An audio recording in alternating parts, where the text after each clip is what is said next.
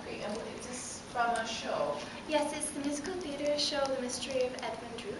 Okay.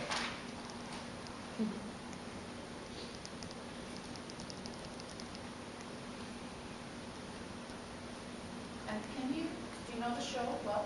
I know parts of it. It's actually a really interesting musical theater performance because it's like it involves the audience's participation within the mystery, and the audience votes on who they think the murderer is at certain times, which depicts how the plot actually unveils itself, and certain songs won't be sung in certain performances concerning who chooses who.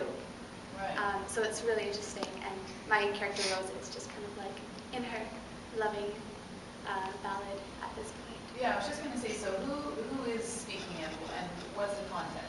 Yeah, Rosa is pretty much, I think at this point she's just like really madly in love, and she's just kind of like, it's like her fantasy, like she hasn't quite yet had the relationship, but she's just like depicting on how this fantasy is going to unveil and how it's going to be like the perfect moment, and you know, they're going to be in love, they're going to live happily ever after, it's going to be wonderful. Okay, well, she's got the outcome thing really locked up, doesn't she? You know, when I talked about our value, but she's kind of universe words, now you cannot insure these things, but that's all right, for little Rosette, she can sing all about the Moonfall. Okay, so let's do the I'm curious about your feedback. Let's start with structure.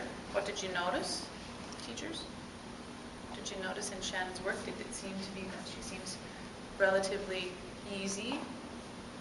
No sort of what might look like, okay, she's off her center of support, or she's in a position where there's more strain or less strain. Arlie? You were moving, but it was appropriate. It was right, that like you weren't swaying. I know like what you were doing was to describe the text, and it wasn't. I think, was it deliberate? Obviously, that you wanted to act out. Yeah, like, or was it just you feeling the text? Like for me, it's just like she's kind of like reaching for this Moonfall, yet reaching for him at the same time. So. And yeah, and you showed, yeah, it wasn't like if you're swaying or like moving your arm to keep time or something. It was very appropriate for what was going on. So you seemed very balanced still.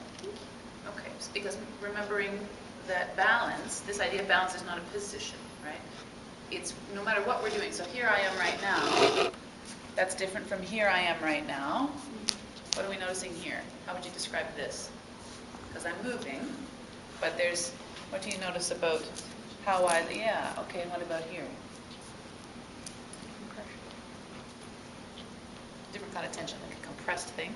And what if I'm just here? So so I think we're noticing two different things. So in terms of structure, did it seem that there was that, or did she seem relatively open and in her full volume most of the time? Yeah, your movement, or at least to me, it seemed like that you were always balanced while moving. Like while you moved, it wasn't like you were leaning too much on like one foot, wasn't like really off center. Your movement was deliberate with your delivery of text, but it was also balanced, and it helped with your whole structure and your like the way your sound came out. So we're kind of guessing, right? Because we're not Shannon, but we're trying just to get an impression, teachers, an idea of like our hunch. We're doing our hunch building, right? So that then when we have our conversation with the student afterwards, we can kind of play around with some things. One of the typical things that happens, I think, I know in a lot of singers, is that when we're acting a lot, the tendency for this kind of coming to express forward often happens a lot. You know, that's something, I think we talked about that a little bit last time. So what's happening with that for you? Because that seemed a little different today. Yes, I've just been trying to work on that just because for some reason, like, especially if there's like a stand in front of me, like I always just kind of like try and bend into it.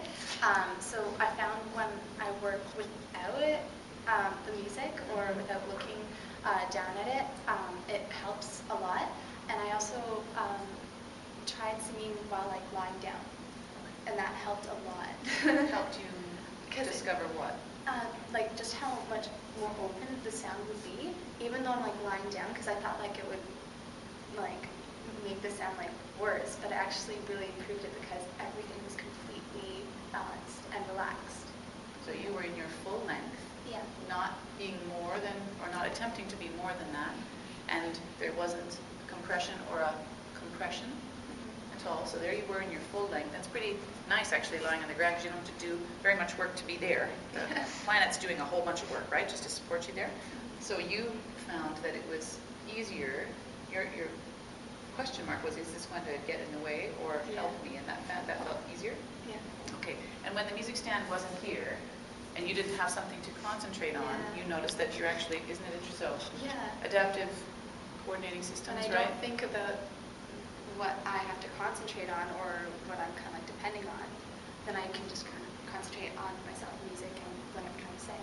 Okay, so it's just interesting to notice different circumstances will conjure up a different coordination. Yeah. Music stands there, I tend to do this. So it might be interesting to put the music stand up there next time and think, well, do I actually, is my concentration there, or am I actually aware of the room around me while I do this and aware of the story, not checking to make sure of anything? That would be an interesting exercise. But it's not here right now, so that's fine. Let's just do this other thing. Were you noticing, teachers, that this was happening in Shannon today? Did you notice that? Was that something that you were aware of? Not so much. Very different from last time, right? Yes. Were you thinking, don't let my head move? No, not at all. So that's just kind of interesting, right? Because it would have been tempting, I would bet, especially given our last conversation, that did you know you were doing that? Remember we did the hands up? Yeah. Just to notice, oh, there's my, I want to do that. Why does that make sense? Okay, interesting. Can we do a narrative style thing here, just talking about words? And a little acting thing? Where did you feel Shannon's attention was in the room when she was singing? And what was over there for you? Okay, fantastic. So the moon's over there. All right. And what is the significance of the moon in this text?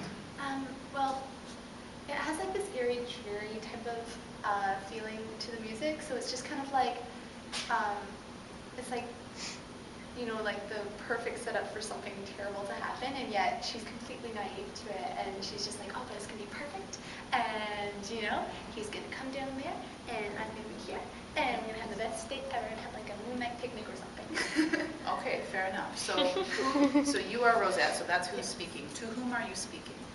Is there anybody else in the room at this moment? I'm pretty sure she's alone, but I can't say for sure. So just her and the moon. Yeah. Got it. And why is she saying any of this stuff? It's just kind of like her fantasy of like hoping that he'll be there, hoping he'll just like magically just come across at this exact moment where she's just hoping he'll show up. So when we're hoping something, have you ever had this experience where you're imagining what it would be like? Okay, so in your imagination, do you actually see real people, real events happen? It's like you've got your own movie reel going. You know what I'm saying? Okay, so let's do this. The moon is there, and it's true that there are some lines, I think, where it makes total sense to be like, hey, moon. And then it sounds to me in this text, and in your understanding of the text, that there are other moments where she's actually imagining this man meeting her and having this moment. For the sake of exercise here, just for a moment, let's have the movie screen over here, where you actually see it unfolding over here. And then if you want to check back into the moon to get your inspiration for the next clip of the movie, so be it. Hello, moon. And you're conjunct to the moon, that, oh, it's such a beautiful moon, and then I will see this gentleman, this gorgeous man show up, and he is so ready to meet me exactly where I am, and we're going to have a beautiful evening together. But the movie reel's kind of over here. Okay. Even over there. It might be that we've got a station here, and one there, and one there, because the moon's there. You've got an audience that is taking up the whole theater. Yeah, sure. You see what I'm getting at? Yeah. So if our desire to communicate what we're feeling to everyone in the room is present, how could we do that so it doesn't feel like, hello moon, and here's people in section A, and hello people in section B, and hello, we don't want it to feel unnatural. Yeah. So we're just setting up an experiment here. What if we have an intention or an idea that I'm going to imagine all the stuff that seems to be true about this text happening in this movie, but this is where I'll see them, to see how that looks. We're just doing an experiment here. Does that change the focus just being here? Okay.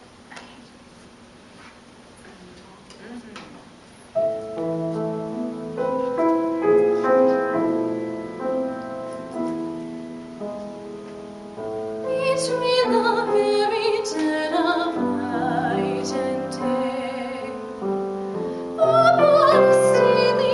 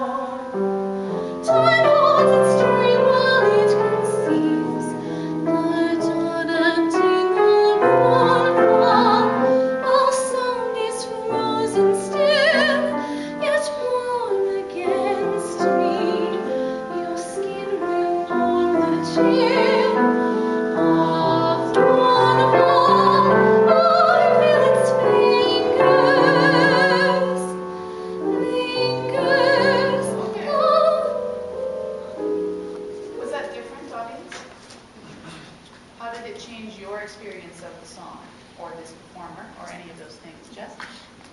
Well, because the moon was over there, I felt really disconnected the first time, but then she looked this way this time, so it was a lot more powerful. And you got to be part of the story Mm-hmm. in a different way, or part of the experience of what's going on stage differently? Okay. Yeah. And I felt like there's a lot more going on than just what was going on up there, and it just felt like more was going on. The deeper layers of the story came across? How did it feel to do that? It's the first time maybe to do this. Interesting. Like it was definitely really cool to see like the character in kind of like a different way. Even like for such a small little change. How did you see the character in a different way? Like it wasn't like she was just singing to the moon. It was like she was singing to the moon and him as like separate, and it's like she really kind of had a relationship with the guy even though he wasn't even there. Okay, so that sort of lines up with what Thomas's experience was, that he actually got a lot more out of the story, as opposed to just this thing about the moon. Very interesting. Now here's, Babette came over because we work lots together, and there's this moment of like, okay, what about this? So here's something to consider. When you described the character, you said, well, she's just all in love, and she's la la la la la, and then you described the music and said, but then there's this like mysterioso kind of heavy, brooding, sets everything up for something bad to happen. Let's just for fun, adaptive coordinating systems, you are touch base. What if you were, rather than responding to the doom and gloom and the waiting for the shoe to drop moment of the music, what if you were to sing this like it was the lightest, most cute, most, I can do that. and then this is going to happen, and then this is going to happen, as opposed to, instead of that angst coming through, be all sweetness and light, completely that naive woman that you talked about, because wouldn't that be an interesting contrast? There's all the doom and gloom. But here you are going to do this like, la la la, I have no idea that there's doom and gloom, I'm just going to be bathed in moonlight. Let's try that on the side and see what happens, okay? That's funny.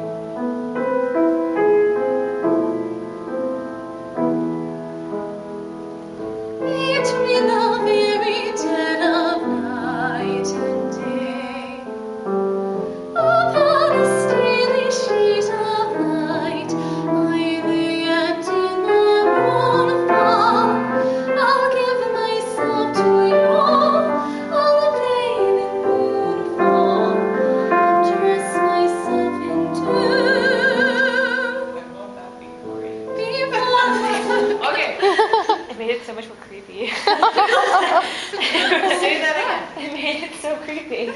Like so much more like, because you're just like, I'm so naive to the creepy music under me. Like I felt like more like emotionally attached to you because like you're so like oblivious and then like you can hear something brooding underneath you and you're like it's not supposed to happen to somebody so cute. Like it made me want to be like the character, like, no. Innocent one, listen, we got some foreshadowing going on. We got some minor chords. How did it feel? It felt like all of a sudden, I don't know.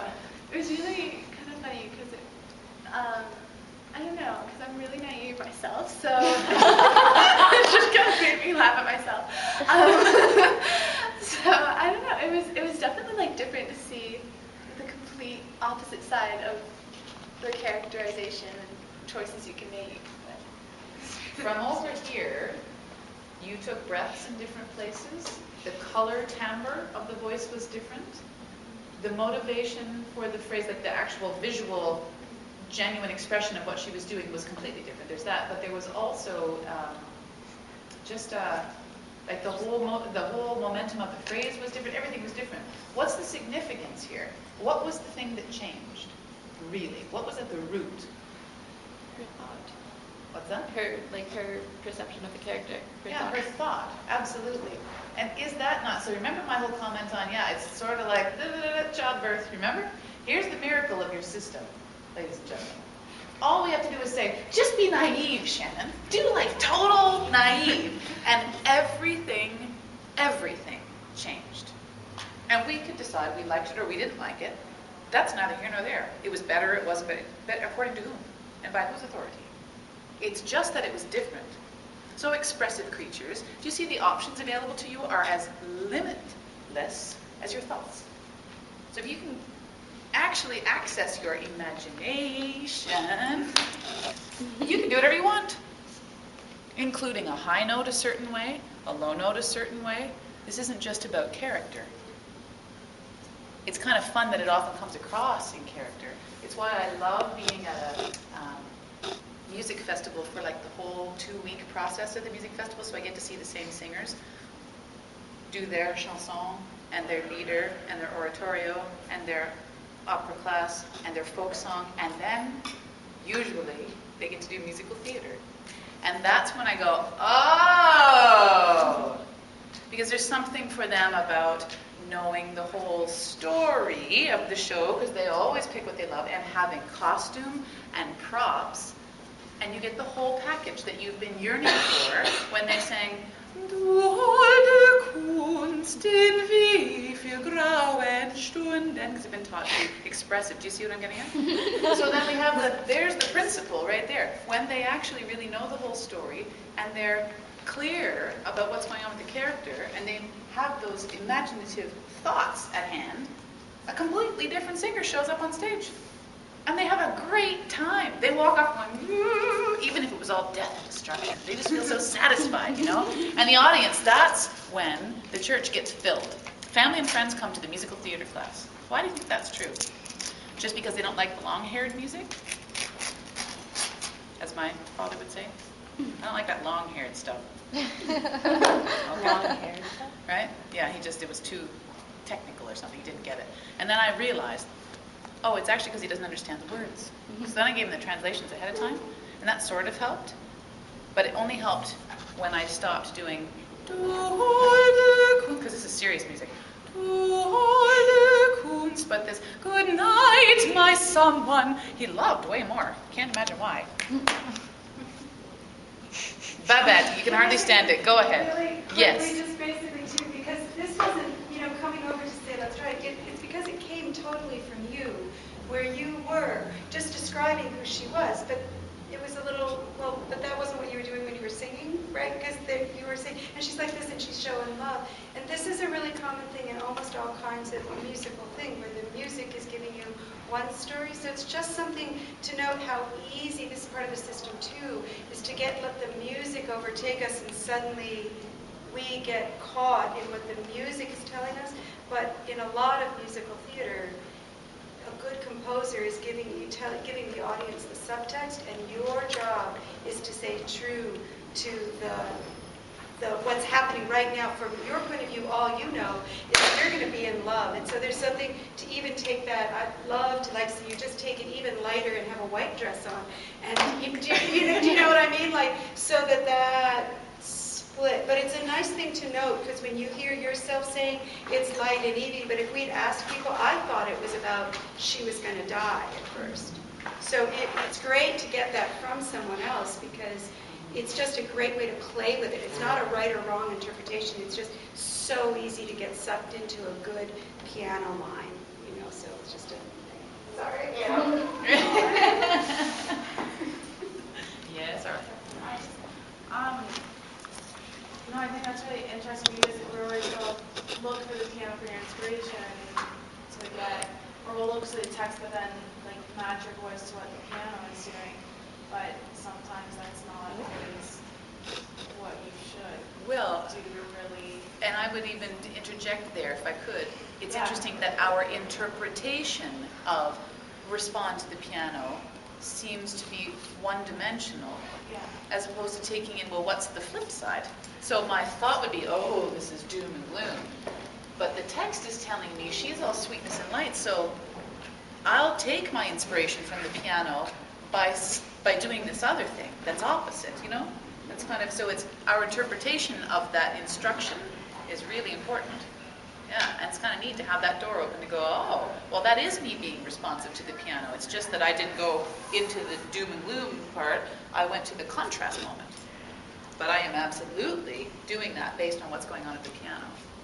Very good. Yeah, go ahead. Does she die? Yeah, does she? I'm actually not sure, because there's... Or is it like the choose your own adventure moment? Is she like a possible murder victim?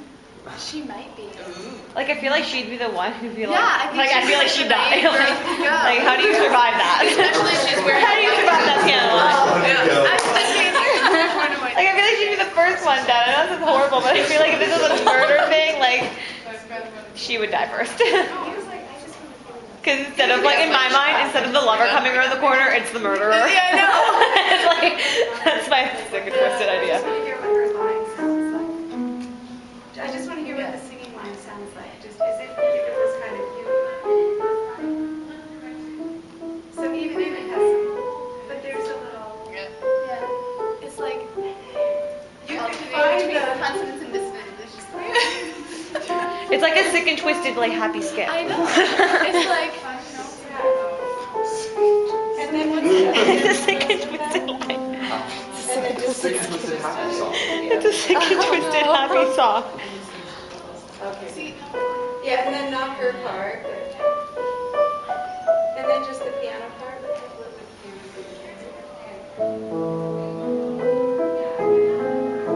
And that's the lurker. That's the freaky lurker. That's sort of fun to do sometimes, to take it apart with the musical story. just imagine her like singing in an open field and like stars. And then that's the guy who's like watching behind the tree. You know what I love is this moment where everybody's in their responsive juice here. You're actually like, you've just made a whole story. We don't even know this show, but we've just made theirs But let's just not lose the moment here of recognizing you have that impulse in you, artists. And you made the choice, smart people, you made the choice to come to an institution of higher learning and chose a program where you get to actually do that every day if you let yourself. Every hour of the day you could be thinking about this stuff with your music. That would be like a really good motivator to get to the practice room, don't you think? Till they're with As opposed to, how's my placement today? So bad. Did you think about your placement today? Nope. Thank you, Megan. Okay, so Valentines need to be handed out.